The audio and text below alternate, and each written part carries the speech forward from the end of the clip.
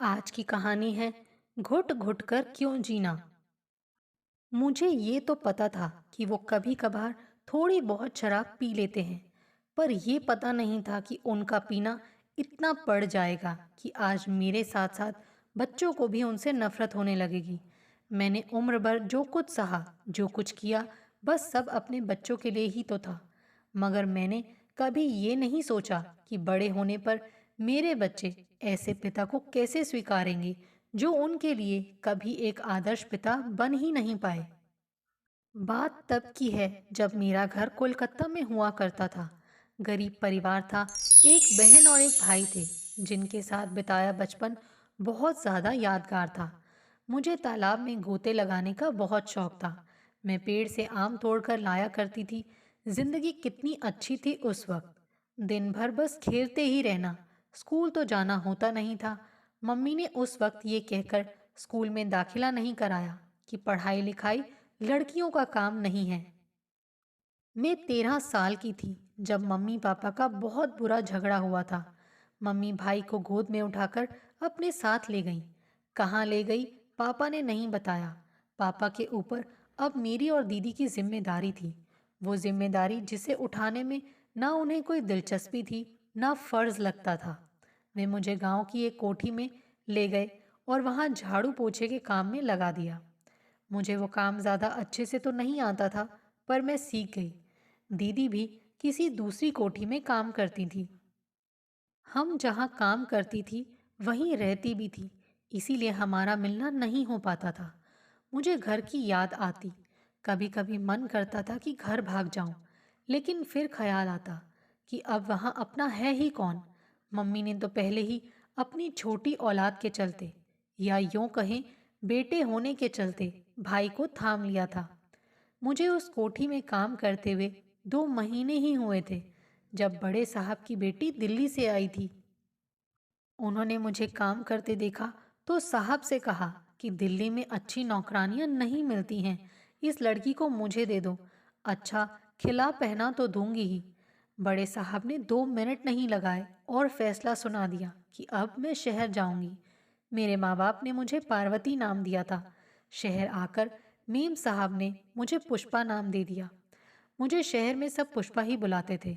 गांव में शहर के बारे में जैसा सुना था बिल्कुल वैसा ही था। बड़ी बड़ी सड़कें, मीनारों जैसी इमारतें, गाड़ियां और टी शर्ट पहनने वाली लड़कियां, सब पटर पटर इंग्लिश बोलते थे वहां। कितना कुछ था शहर में। मेरी उम्र तब 17 साल थी।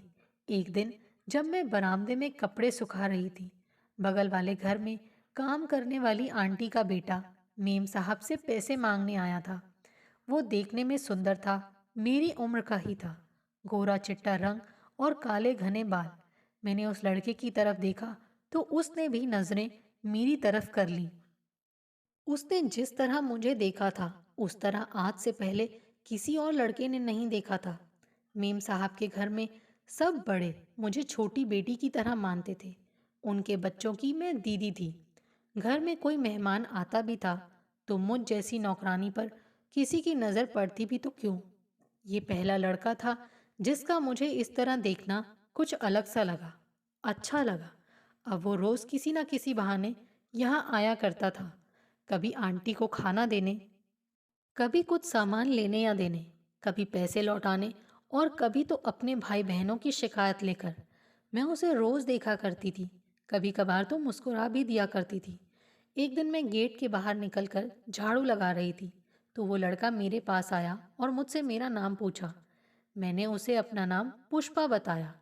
मैंने उससे उसका नाम पूछा तो उसने अपना नाम पवन बताया। हमारे नाम प अक्षर से शुरू होते हैं। मुझे तो यही सोचकर मन ही मन खुशी होने लगी। उसने मुझसे कहा कि उसे मैं पसंद हूँ। मैंने भी बताया कि मुझे भी वो अच्छा लगता है। अब पवन अक्सर मुझसे मिलने आया करता था। एक दिन जब वो आया तो साथ में एक अंगूठी भी लाया। वो सोने की अंगूठी थी। मेरी तो हवाइयाँ उड़ गईं। मेरे पास हर महीने मिलने वाली तनख्वाह के पैसों से खरीदी हुई एक सोने की अंगूठी थी और कान के कुंडल भी थे। लेकिन आज तक मेरे लिए इतना महंगा तोहफा कोई नहीं लाया था, कोई भी नहीं। वैसे भी अपना कहने वाला मेरे पास था ही कौन। मेरी आंखों में आंसू थे। मैं रो पड़ी तो उसने मुझे गले से लगा लिया। मन हुआ कि बस इसी तरह अपनी पूरी जिंदगी इन बाहों में गुजार दूं। मैंने पवन से शादी करने का मन बना लिया था। मीम साहब को सब बताया तो वो बहुत खुश हुई। मैंने और पवन ने मंदिर में शादी कर ली। अब पवन मेरा सिर्फ प्यार नहीं थे, पति बन चुके थे। हमारी शादी में उनका पूरा परिवार आया था और मेरे पास परिवार के नाम पर कोई नहीं था। मेम साहब भी नहीं आई थी। हाँ, उन्होंने कुछ तोहफे ज़रूर भिजवा दिए थे। शादी को 2 हफ्ते ही बीते थे कि एक दिन पवन खूब शराब पीकर घर आए। उनकी हालत सीधे खड़े होने की भी नहीं थी। आपने शराब पी है? हाँ। आप शराब कब से पीने लगे? हमेशा से। आपने मुझे बताया क्यों नहीं? चुप हो जा, सिर मत खा। चल अलग हट। कहते हुए पवन ने मुझे इतनी तेज धक्का दिया कि मैं जमीन पर जा गिरी। मेरी चूड़ियां टूटकर हाथ में धंस गई। मैं पूरी रात सो नहीं पाई। शराब पीने के बाद इंसान इंसान नहीं रहता है, ये मैं बखूबी जानती थी। मैंने अगली सुबह पवन से बात नहीं की तो वो शाम को भी शराब पीकर घर आए। मैंने पूछा नहीं, पर उन्होंने खुद ही कह दिया कि मेरी मुंह फुलाई शक्ल से मजबूर होकर पी है। अगले दिन वो मेरे लिए गजरा ले आए। मैं थोड़ी खुश भी हुई थी, पर वो खुशी शायद मेरी जिंदगी में ठहरने के लिए कभी आई ही नहीं। 4 दिन बाद ही अचानक पवन ने काम पर जाना छोड़ दिया। कहने लगे कि मालिक ड्राइविंग के नाम पर सामान उठवाता है तो मैं काम नहीं करूँगा। 1 हफ्ते अपने माँ बाप के आगे गिड़गिड़ाकर पैसे मांगे और जब पैसे खत्म हो गए तो शुरू हो गई हमारी लड़ाइयाँ। मेरे पास पैसे नहीं हैं, पवन ने मेरी ओर देखते हुए कहा। अब तो मालकिन के दिए पैसे भी नहीं हैं मेरे पास, मैंने जवाब दिया। मैं खुद को बेच सकता तो बेच देता। क्या करूं मैं? पवन की आंखों में आंसू थे। घर खर्च के लिए पैसे नहीं हैं तो क्या हुआ? मम्मी पापा दे देंगे हमें। बात वो नहीं है, पवन ने थोड़ा झिझकते हुए कहा। फिर क्या बात है? मैंने हैरानी से पूछा। वो वो मैंने जुआ खेला है। जुआ? मैं तकरीबन चीख पड़ी। हाँ, 10,000 रुपये हार गया मैं। कर्जदार आते ही होंगे। मुझे माफ़ कर दे पुष्पा, मुझे माफ़ कर दे। आज के बाद ना मैं शराब पीऊँगा, ना जुआ खेलूँगा, तेरी कसम। मेरे पास इतने पैसे नहीं हैं, मैंने बेबस होकर कहा। तुम्हारे कुंडल और अंगूठी तो हैं। एक पल को तो मुझे समझ नहीं आया कि क्या करूं, लेकिन हैं तो वो मेरे पति ही। उनका कहा मैं कैसे झुठला सकती हूँ? आखिर अब सिर पर परेशानी आई है तो बोझ भी तो दोनों को उठाना है, साथ भी तो दोनों को ही निभाना है। मैंने जिस खुशी से अपने कानों में वो कुंडल और उंगलियों में अंगूठियां पहनी थी, उतने ही दुख से उन्हें उतारकर पवन के सामने रख दिया। वो सुबह के घर से निकले, शाम को आए तो हाथ में मिठाई के 2 डिब्बे थे। चाल डगमगाई हुई थी और मुंह से शराब की बू आ रही थी। उस दिन पवन से जो मेरा विश्वास टूटा, वो शायद फिर कभी जुड़ नहीं पाया। मैं उनसे कहती भी तो क्या, करती भी तो क्या, मेरी सुनने वाला था ही कौन। शादी को 11 साल ही हुए थे और नमन और मीनू 10 और 8 साल के हो गए थे। पवन ने एक बार फिर काम करना शुरू तो कर दिया था, पर जो कमाते शराब और जुए में लुटा आते। मेरे हाथ में पैसों के नाम पर चंद रुपए आते जो बच्चों के लिए दूध लाने में निकल जाते। मेरी सास कोठियों में बर्तन मांजने का काम करती ही थी, तो मैंने सोचा कि मैं भी फिर यही काम करने लग जाती हूँ। दोनों बच्चे स्कूल जाते और मैं काम पर। जिंदगी पवन के साथ कैसे बीत रही थी ये तो नहीं पता, पर कैसे कट रही थी ये अच्छी तरह पता था। पवन के पिता ने अपनी गांव की जमीन बेचकर हमें दिल्ली में एक घर दिला दिया था। मैंने काम करना भी छोड़ दिया। पवन ने पीना तो नहीं छोड़ा, पर कम जरूर कर दिया था। बच्चे भी नई जगह और नए माहौल में ढल गए थे। हमारा गली के कोने में ही एक घर था। उस घर में रहने वाले मर्द कब पवन के दोस्त बन गए पता नहीं चला। वो पवन के दोस्त बने तो उनकी पत्नी मेरी दोस्त, और उनके व हमारे बच्चे आपस में दोस्त बन गए।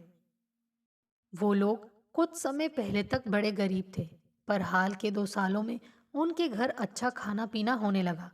झुग्गी जैसा दिखने वाला घर अब मकान बन चुका था। वहीं दूसरी ओर पता नहीं क्यों पर मेरे घर के हालात बिगड़ने लगे थे। पवन घर के खर्च में कटौती करने लगे थे। उनके और मेरे संबंध तो सामान्य थे, पर कुछ तो था जो अटपटा था।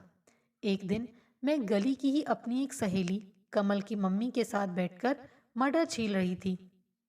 हम दोनों यूं ही अपनी बातों में लगी हुई थी।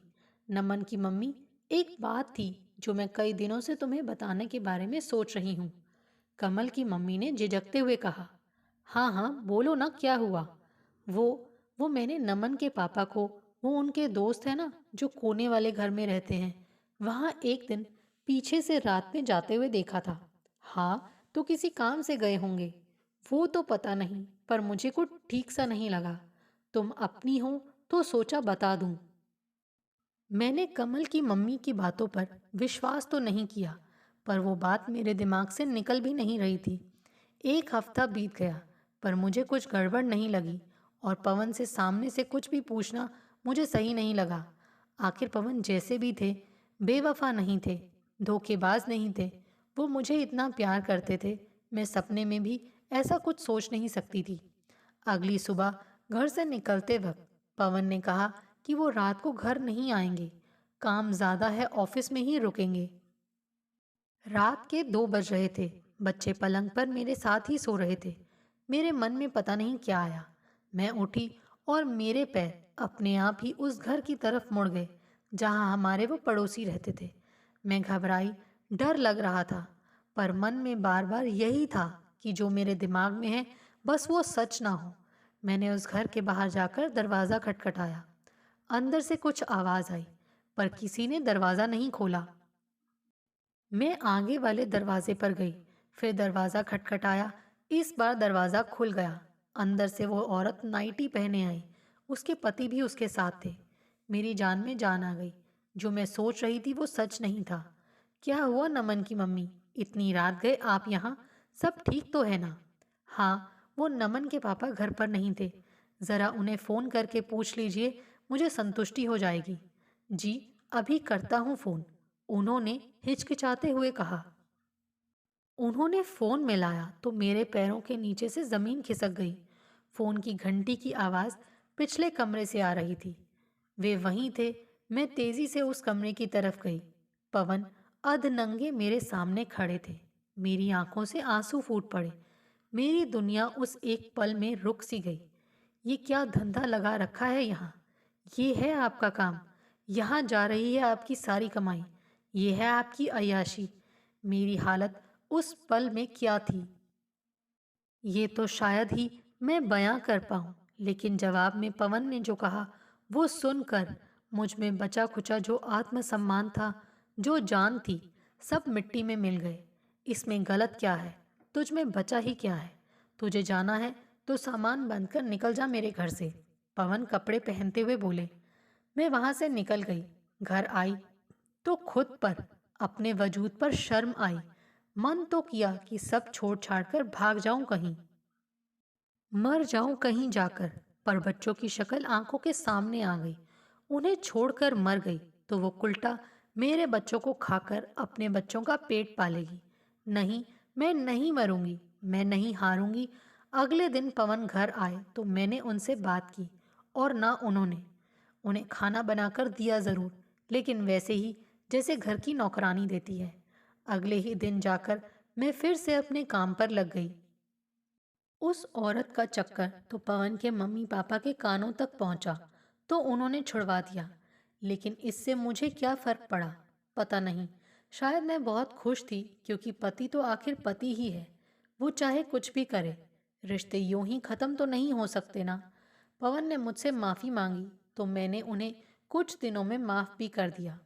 जिंदगी पटरी पर तो आ गई थी, पर टूटी और चरमराई पटरी पर। नमन और मीनू दोनों अब 22 और 24 साल के हैं।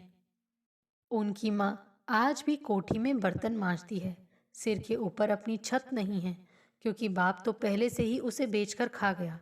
दोनों ने किसी तरह अपनी पढ़ाई पूरी की, यहाँ वहाँ से पैसे कमाकर। पवन की तो खुद की नौकरी का कोई ठिकाना तक नहीं है। कभी पीकर चले आते हैं तो धक्के मारकर निकाल दिए जाते हैं। जिस उम्र में लोगों के बच्चे कॉलेज में पढ़ाई करते हैं, मेरे बच्चों को नौकरी करनी पड़ रही है। ये दुख मुझे खोखला करता है, हर दिन, हर पल। हाँ, लेकिन मेरे बच्चे पढ़े लिखे हैं। मेरा बेटा शराब या जुए का आदी नहीं है, और ना ही मेरी बेटी को कभी अपनी जिंदगी में किसी के घर में जूठे बर्तन मांजने पड़ेंगे। वो मेरी तरह कभी रोएगी नहीं, घुटेगी नहीं, उस तरह जिस तरह मैं घुट घुट कर जी हूँ। पवन एक जिम्मेदार बाप नहीं बन सके। मैं शायद जिम्मेदार माँ बन गई। पवन से बैर करूं भी तो क्या? उन्होंने मुझे नमन और मीनू दिए हैं, जिसके लिए मैं उनकी हमेशा एहसानमंद रहूंगी। लेकिन जिस जिंदगी के ख्वाब में देखा करती थी, वो हाथ तो आई, पर कभी मुंह ना लगी। सुन लिया तूने, अब मैं सो जाऊं? बस एक सवाल और है, पूछ। आपने जिंदगी भर इतना कुछ क्यों सहा? पापा को छोड़ क्यों नहीं दिया? मैं आपकी जगह होती तो शायद ऐसे इंसान के साथ कभी न रहती। मैं 12 साल की थी तो दुनिया से बहुत डरती थी, लेकिन ऐसे दिखाती थी कि चाहे शेर भी आ जाए तो मैं शेरनी बनकर उससे लड़ बैठूंगी। पर मैं अंदर ही अंदर बहुत डरती थी। तेरे पापा इस दुनिया के पहले इंसान थे जिन्होंने मेरे डर को जाना था। जब मैंने उन्हें जाना तो लगा कि इस भीड़ में कोई अपना मिल गया है। उनकी आंखों में मेरे लिए जो प्यार था वो कहीं और नहीं था। जब मेरे सपने बिखरे, जब उन्होंने मुझे धोखा दिया, जब उन्होंने मुझे अनचाहा महसूस कराया, तो मैं फिर अकेली हो गई। डर गई थी मैं। कभी कभी तो लगता था घुट घुट कर जीना है तो जिया ही क्यों जाए। पर जब तुम दोनों के चेहरे देखती तो लगता था जैसे तुम ही हो मेरी हिम्मत। और अगर मैं टूट गई तो तुम्हें कैसे संभालूंगी? तुम दोनों मुझसे छिन जाते, या मेरे बिना तुम्हें कुछ हो जाता। मैं ये बर्दाश्त नहीं कर सकती थी। तो बस जिंदगी जैसी थी उसे अपना लिया मैंने। दोस्तों, आपको हमारी ये कहानी कैसे लगी? आप कमेंट करके हमें ज़रूर बताइए, और जिन्होंने अभी तक हमारे चैनल को सब्सक्राइब नहीं किया है, प्लीज़ ज़रूर सब्सक्राइब कीजिए। Thanks for watching this video.